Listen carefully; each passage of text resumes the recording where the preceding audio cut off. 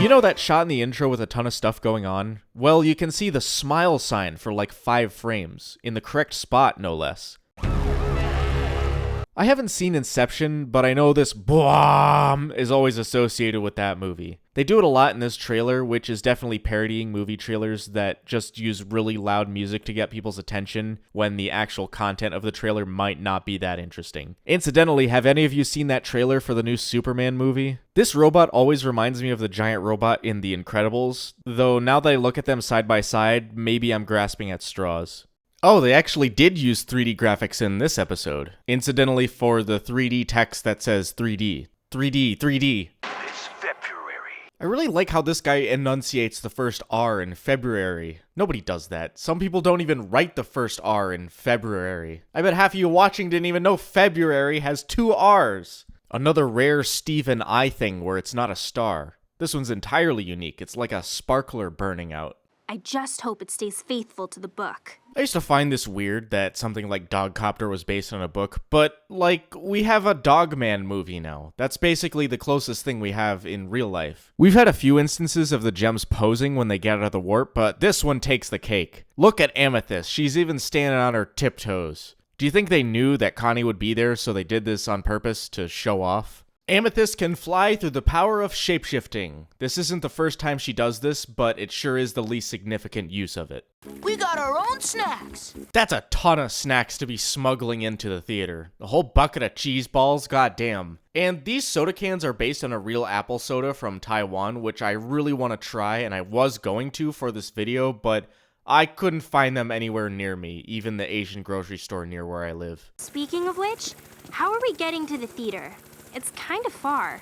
This episode could have played out way differently if they decided to fly there on Dogmathist Copter. I have to guess that Lion wanders around Beach City when he doesn't appear in episodes, and does the typical things that house cats do when they wander around outside. Though with Lion being a lion, you know people are calling animal control all the time. This is entirely headcanon and therefore doesn't matter, but I believe he's been tranquilized and caught by animal control a number of times, but when he wakes up in an enclosure, he just opens a portal and leaves. This crystal lizard is another weird, unexplained creature that's definitely not a gem, but has some kind of relation to them. Could it be a different alien species? Who knows? Wow, Steven. Everything in your life is so awesome and magical.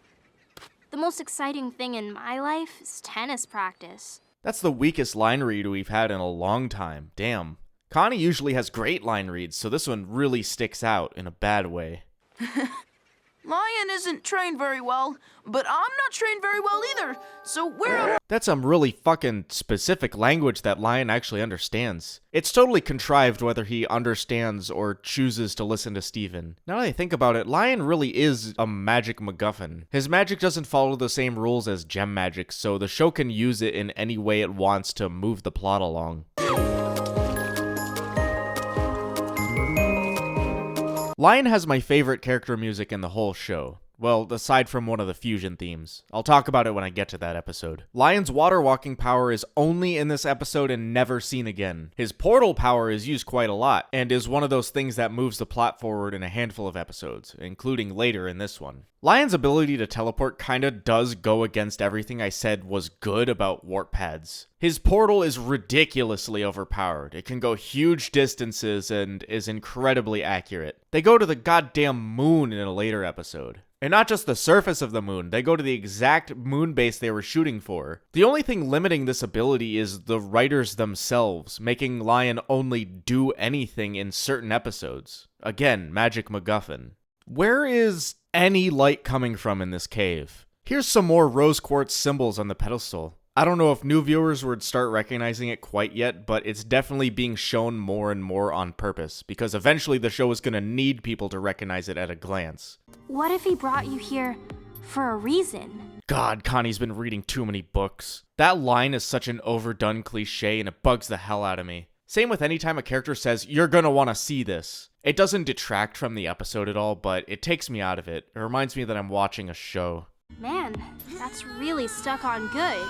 I guess we'll have to chop it off. What? I can see no reason for Steven's hand to be stuck in universe or from a writing standpoint other than for this joke to work. Hey, swords! No!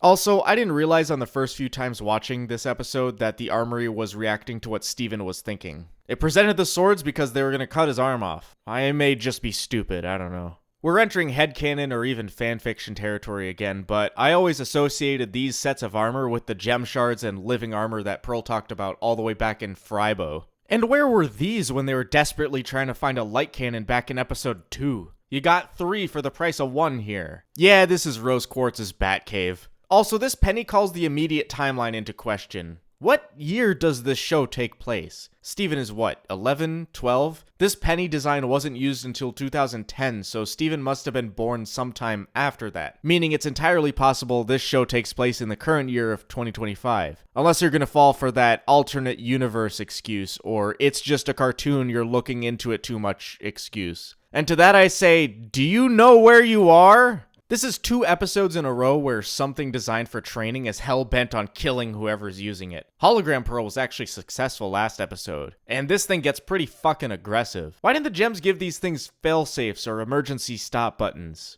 Also, there's a lot of video game inspiration in this show, especially from The Legend of Zelda with all the dungeons and fantasy elements, but this is the most glaringly obvious one. Something that shoots 3 different elements could only come from video games. Beach City is much bigger than what we normally get to see, and this scene is kind of a reminder of that. The movie theater is not near the boardwalk. I've only ever seen overhead shots of the boardwalk area though, so I have to wonder where exactly this is.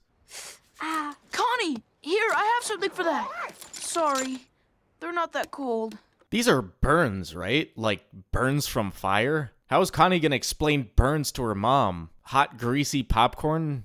Maybe that might actually work. Well, we're here. Shall we go in? That's okay. Let's just forget about it. Wait, why? You wanted to go to the movie and here you are at the movies. This reaction doesn't and has never made sense to me. Because it's Dogcopter. He's a dog and a helicopter and a cop. Oh, Dogcopter. I get it now. I didn't think about it until now, but this little missing chunk from Steven's hair happened the same way back in Serious Steven. Someone in the comments of that video mentioned that it happens like this several times, but I can't think of the other ones. I'll keep my eye out for it and point it out when it appears again. Oh, never mind. His hair went back to normal. Fuck. It's the robot shooting thing! The only time anyone directly mentions this thing is Steven calling it the robot shooty thing. That being said, this thing is and forever will be the robot shooty thing until the end of time. That's even what it's called on the model sheet. This is weird, right? Actually, yeah, it is weird. The sword is in his mane, not his head. Why is it coming out of his head? You have a sword in your head? Mane. Fuck yeah, property destruction. Fucking video game ass boss fight. Do you think Rose Quartz was a Zelda fan? Do you think Greg was a Zelda fan and got Rose Quartz into it? I keep getting into fanfiction territory, I'm sorry. Notice how Steven has his iconic star eyes while Connie gets diamond eyes. Well, Connie only gets diamond eyes, along with most other characters. Some other characters actually get star eyes too, it's not just Steven. Aw, they're holding hands. 2 kids and 1 lion to see Dogcopter. This girl does not get paid enough to tell 2 kids that just fought off a giant magical robot shooty thing using a giant sword that they're not allowed to take their giant pink lion into the theater. Yeah, I like this one. Honestly, I like it more than the previous episode. This one kept going, there was always stuff going on. It introduced new gem stuff like Rose's armory and her sword, and new powers for Lion, 2 of which come back in a lot of future episodes, and 1 that doesn't. The fact that he can walk on water in this episode and never again is just evidence that they didn't have every detail planned out this early on. One thing that I always find weird is how short this episode feels. I suppose a lot of time is given to the Dogcopter trailer and Connie actually interacting with the gems for the first time. You kind of forget that even happened by the end. So much other stuff happens in between. If you want to see the next episode a week in advance, you can subscribe to my Patreon for just a couple bucks. Shoutouts to my Journeyman patrons, Alex Martin, Fiore Army, Mickey B, Ray Len, Scala LD, and the Tamar. Next episode is Beach Party. There will be nothing funny in that episode. There will be no jokes.